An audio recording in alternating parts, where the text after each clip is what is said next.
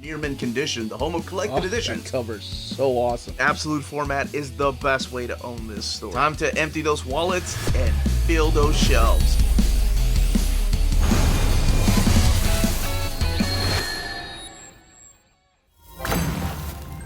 Happy Monday, all you minties. Uncanny Omar here from Near Mint Condition, the home of collected editions. And join me for my advanced overview of the Captain America Omnibus Volume 3 from Marvel Comics. So let's go ahead and get started.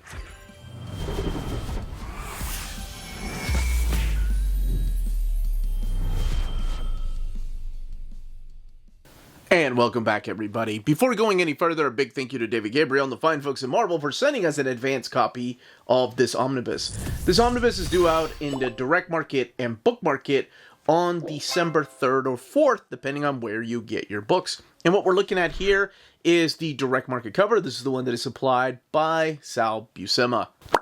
On the left-hand side is your standard edition cover, and that is the one that is being supplied by Ivan Coelho. It's the exact same standard and the exact same direct market that were available the first time when this was printed in 2021. So that's what I'm going to do next, is compare it to the printing over here from 2021. This one printed at the Donnelly printer, this one printed at the iMac printer.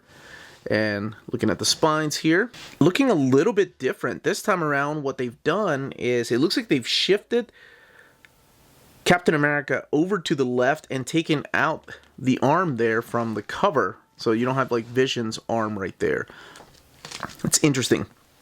Englehart, S. Buscema, and Robbins, Captain America 3, Volume 3 down there. And then let's look in the back here. So the back looking very similar. Different font for Steve Englehart and Sal Buscema's remake Captain America as the Spirit of the Nation. And ISBN down there, $125, same as the first printing. Now, if you're wondering where this belongs in the reading order of Captain America, well, you're in luck because they just reprinted Volumes 1 and 2. And we had a reprint of the Jack Kirby Omnibus that they renamed Volume 4. So hopefully sometime in the near future we'll get a Volume 5 and so on. Plus, we're getting a Volume 2 of Mark Gruenwald's run. I mean, these characters are just getting so much love in omnibus format. Now, underneath the dust jacket, let's look and see what we have. Oh, interesting, different. They're using a different font here. For Captain America, they're using a font closest to what the font looked like internally here. And the spine of the book, Englehart, S. Buscema, Robbins, and looks to be the exact same image. And then the back of the book, that shield. And sure enough, there's the shield. Awesome. Okay. So, here in a little bit, we'll do a comparison internally. But for now, we're going to crack this book open. I'm going to share some of the stories that are collected in here and check out what the artwork looks like. And of course, look at the back matter. Okay, let's go ahead and get this new printing opened. Your black end sheets here, your title page featuring Falcon and Black Panther. As a matter of fact, Black Panther is jumping right on top of the omnibus. And then Volume 3, what it collects, and Steve Englehart, Sal Buscema, Frank Robbins, Captain America. So your title page. Then you get the folks behind the book here that put it together. And this previously published content includes negative depictions and or mistreatment of people or cultures. That is something that they've had in the past. As a matter of fact, the previous printing had the same. I don't know. It's a warning. It's just like letting you know these are products of their time. Here are the credits of all of these issues. So you have Steve Englehart taking it away here. But really starting off with the 4-issue series of Jerry Conway. Then you've got a bunch of just fill-in writers that step in from time to time. But Steve Englehart and Jerry Conway, this is really their era. Then you have Sal Buscema and then Frank Robbins. John Romita doing one of the issue, Alan Weiss doing another issue. Your inkers like Jim Mooney and John Verpoorten, and Vince Coletta, Frank Giacoia, letters like Shelley Lefferman, Art Simek, John Costanza, and then colorist, unfortunately uncredited, but Petra Goldberg, Stan Goldberg, and Jim Starlin right there. Sorry, Jim Starlin does the, if I'm not mistaken, the Alan Weiss issue. And your table of contents, where you're going to find each of these issues, when they were originally published. So we are looking at the early 70s. And I know I did an overview of Volume 3 already in 2021 when it was originally published. So I don't know what I'm going to be repeating, because I never go back and watch my videos again. So this is a introduction by Steve Englehart. There's 3 introductions by Steve Englehart. But we do kick it off with issue 149. So this does collect Captain America 149 to 192, and then material from Giant Size Captain America number 1 and Foom number 8. This book has 976 pages and retails for $125. So the era kicks off with Jerry Conway, who at the time was a newcomer to comics, to writing comics, and this is before writing Amazing Spider-Man. So when they hired him, the book was not selling well. It was about to get canceled. So these first 4 issues were just low in sales. You have Batroc the Leaper, you've got the Stranger that shows up through here, and it's like a 2-parter that starts it off. It's where the Stranger ends up joining the story. So you have this powerful cosmic villain from Thor just showing up in the story about kids being abducted. And then the next couple of issues are also 2-parters. And this time around, he's facing against the Scorpion and Mr. Hyde. And again, during this time, it's Captain America and Falcon. And you're going to see that title change, like the actual logo change to this. From this. But the entirety of the book is Captain America and Falcon. So yes, Scorpion, borrowed from the pages of Amazing Spider-Man, and then Mr. Hyde teaming up together for this issue. And the supporting cast is not just the Falcon, it is also Sharon Carter, Agent 13, during this time. Now, Jerry Conway does end up leaving the book here in issue 152. And with the next issue, we have our new oncoming writer. And they took a gamble on this guy, too, because, well, he didn't write a lot of comics. As a matter of fact, I think he was a teenager when he started writing these stories. But Steve Englehart shows up here, and Sal Buscema doing the art. And we kick it off with this 4-parter that was an idea by Roy Thomas. This is all found in the introduction. That retcons one story of Captain America from the 50s. So you have Captain America showing back up. The Captain America and Bucky from the 1950s. Now, in Marvel continuity, since Avengers number 4, it was believed that Captain America crash landed into an ocean and was frozen. And then they revived him in Avengers number 4. Well, in the 50s, there was another Captain America, so how could it be? Well, that Captain America, as you find out through these pages, is none other than William Burnside. And William Burnside was the Captain America in the 50s. And him and Bucky are a little bit different. They're not the most likable characters. So that's what this 4-parter storyline's about. So you have the real Steve Rogers Captain America, and you have his buddy Falcon and Sharon Carter against the menace of the new Captain America. What's really cool about these stories, though, is that they intertwine these original 1950s John Romita pieces of art here that retells the origin of these two characters, of Captain America and Bucky from the 50s. Really cool retcon, and what a way to kickstart this era of, like, Steve Englehart.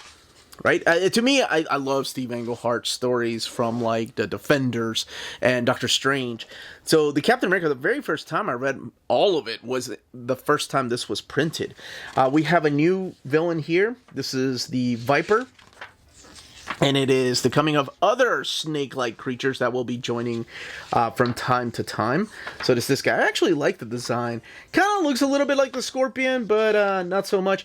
And you're going to see a redesign, speaking of designs, of the costume of the Falcon through these pages, where he finally gets up and ends up with his wings.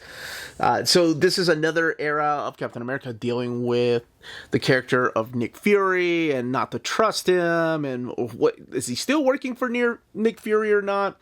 Now we have the characters of the Eel, Porcupine, and the Plant Man. I forgot. Plant Man ends up teaming up with them and Scarecrow against this big fight with Captain America. And there's a villain here that ties it to other Marvel comics at the time. All of the letter pages are intact. We have the first appearance of Solar here.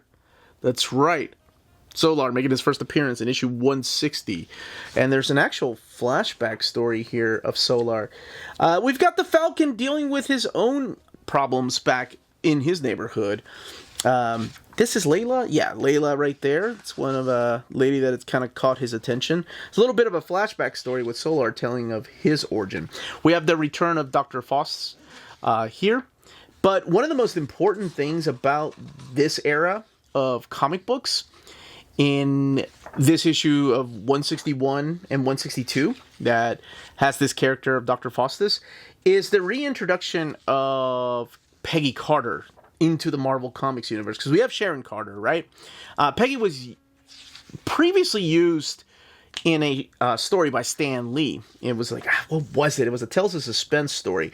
But in here, she is reintroduced to the Marvel universe. As a matter of fact, it was Steve Englehart that made her a very important character. It's a character that, had fallen in love with Captain America. But here, she's starting to remember who she is. And then when you find out that it was her, it's like, oh man, she's an older lady. So, yeah, and the character becomes a big part of this. And then, of course, later on, it was retconned that Peggy was Sharon's aunt. So, that's what that storyline's about. And then we have, I think this is the Alan Weiss issue. With Nightshade showing up through here. My goodness, this artwork. Yowza. Solid, man. And you have Jim Starlin. This is the Jim Starlin colors, if I'm not mistaken. I remember having this issue. I'm sure I told this story the last time. But I was a big fan of Catwolf, so I had to go and find this because, to me, this was the first appearance of Nightshade. You have to get it. The werewolf storyline. This is when he gets into the occult part of Captain America, because you have the Yellow Claw storyline coming in. And then you've got him fighting giant spiders. You've got him fighting mummies later on. So it almost becomes like a supernatural type of story. And still dealing with the character of Nick Fury and being a part, or what part he should play in S.H.I.E.L.D. S.H.I.E.L.D. This is the Phoenix storyline right here. Not to be confused with Jean Grey Phoenix, but another type of Phoenix that shows up through here. We have the coming of Moonstone. And then we get a big introduction of Falcon taking his wings and learning to fly. Now, Sal Buscema's storyline in here, when it's inked by Vince Colletta, looks a lot different than the previous inkers. Like, if you go back to Sal Buscema's artwork here, and you've got just different inkers, you can see the amount of detail that they would put, whereas Coletta's inks would always clean up a lot of the artwork. It's a big inker on the Fantastic Four. But yes, this is the Black Panther teaming up with Falcon and Captain America. Then out of nowhere, during the cancellation of the X-Men, we get the Banshee. This is during the time when Banshee was a villain. And of course, the Banshee brings the X-Men with him. So it shows up in the two parts with Professor X dealing with Banshee, and then later on, even Lucifer shows up here, the guy that crushed Professor Xavier's leg. You have the stories here with the Secret Empire playing a big part in this, and then we get the third arc. And the third arc is the whole Captain America calls it quits storyline. Man, look at that dramatic 2-page spread there. We'll come back to that in a little bit. But this is where Captain America just feels disconnected. I don't want to spoil what happens through here, but it is a really way ahead of its time type of story, where Steve Englehart just wanted to focus on the idea of what Captain America really represents. And if he represents America, then he's got to represent all of America, including all the flaws that that he saw. And it was also a different time because we had like the whole Vietnam War going on. So a lot of it was inspired by, the way the kids were thinking back then. A lot of people weren't like that happy with the war going on. So there was a lot of protests. So Captain America, like, hey, the Golden Archer here. Captain America reflects on that. And during this time, we also have a new Captain America because if he's going as Nomad, then who is wearing the cowl of Captain America? That's none other than Roscoe. That's right. Roscoe. I don't know if you all remember that character or not. He has a short stint being Captain America for a specific reason. But yes, this time around, Captain America is going as Nomad. Now, we do have Frank Robbins coming into the book, and Frank Robbins had a very different style than Sal Buscema. This is the fill-in issue by Herb Trimpe with a Red Skull story. But Frank Robbins' art is very, very cartoony. He's the gentleman that did these stories in The Invaders. And in the latter pages of The Invaders, there wasn't that much love for him. But some people really did like it. I don't know. I dug it. I think it was so different. It's like, how do I describe his art? Like somebody that grew up in the Golden Age, drawing Golden Age type of characters, and a mix with cartoons. That's the way I can describe it. I mean, the composition and the poses are just sometimes so ridiculous, but I dig it. It's different. I mean, it is way different than what you were seeing before, especially when you had Sal Buscema and then also somebody like John Romita, right? Classic artwork. Whereas here, it's just over the top. I don't know. I kind of dig it. But Sal Buscema does come back, and this is when you get a bunch of the fill-in writers, because after this, of course, it's the Jack Kirby run, knowing that Jack Kirby... Hey, what's up, Nightshade? Jack Kirby was going to come back to the book and take over. So I think they were just trying to wrap up loose ends here. You had like Tony Isabella doing some stuff here, Bill Mantlo doing some of the writing here. And still, again, it is Captain America and Falcon, the comic, and Dr. Faustus making a return. And let's check out the extras here. So again, letter pages all intact, and here's the extras. You have the giant size Captain America issue number 1. This just reprints Tales of Suspense 59 to 63, so that's why they're not collected in here. It's just the cover.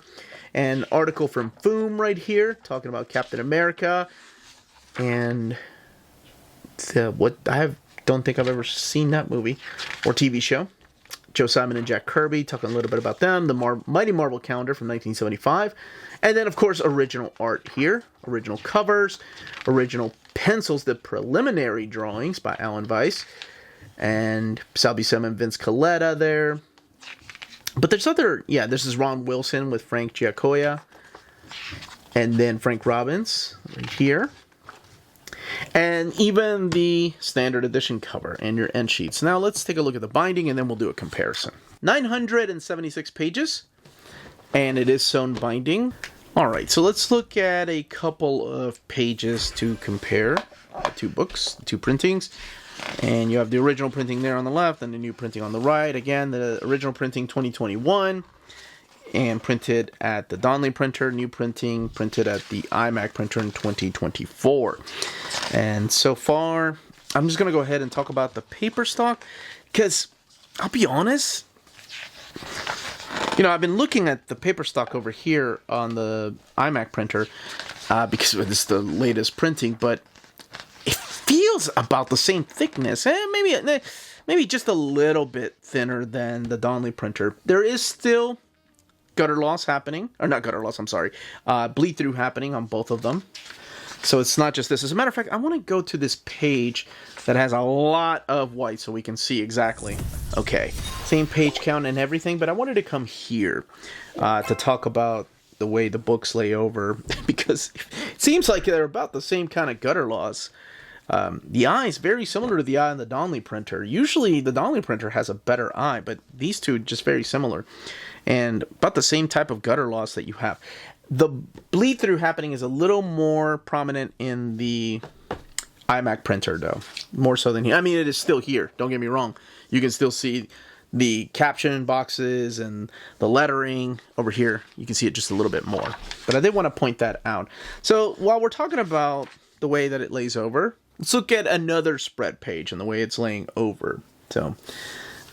little bit of gutter loss. Yeah, it feels like the same type of gutter loss, which is, very minimal, but still there.